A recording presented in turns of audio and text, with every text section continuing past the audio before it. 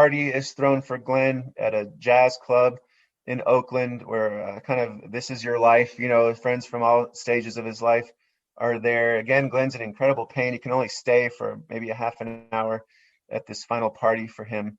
And then he dies in 1995. And on his deathbed, he's giving interviews to Eric Sherman, who helps write this autobiography for Glenn. And Glenn says things like he hopes that the challenges that he went through, the pain that he went through, will have some positive impact in the future in terms of making it easier for gay players in baseball or basketball or any other sport to come out and to be who they are and to be accepted. And what's interesting is that I think we're still kind of waiting for that to happen.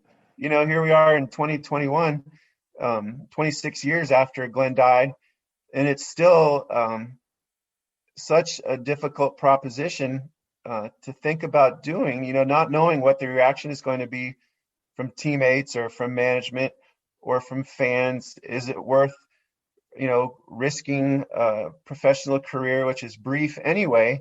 There are gay players in baseball and every other professional sport, but there haven't been any open gay players in baseball. Billy Beane's only the second and I think only other major league player to come out, of course, after his playing days.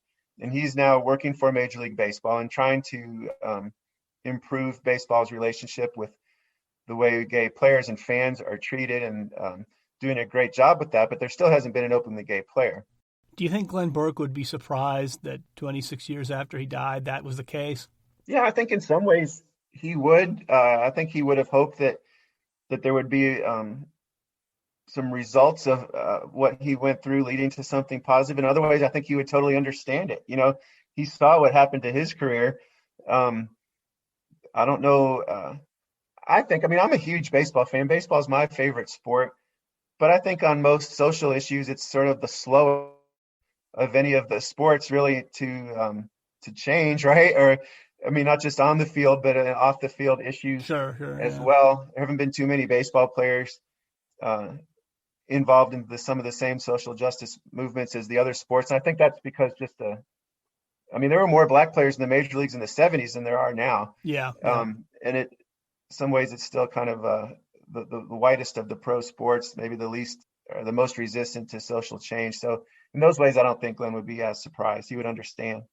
What do you think Glenn Burke's ultimate legacy is, both in the world of baseball and in the LGBTQ community?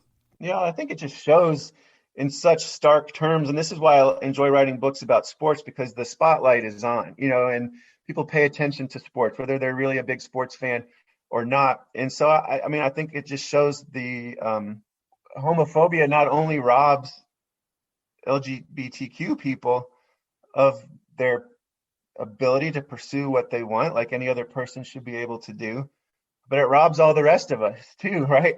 Here was Glenn, who was so incredibly loved by his teammates, just a joy in the clubhouse, a player that Junior Gilliam, who was around the Dodgers for a long time and knew baseball, said had the potential to become the next Willie Mays.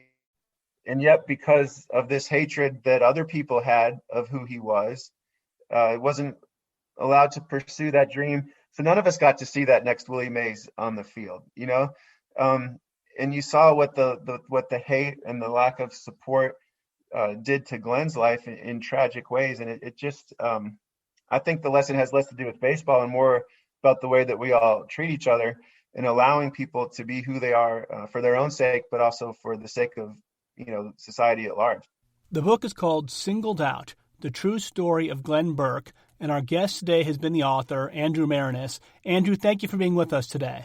Thanks so much. I really enjoyed this interview. I appreciate it. Thanks to Cameron McGuire for his help in putting this interview together, and thanks everybody for listening. We'll see you next time on Baseball by the Book.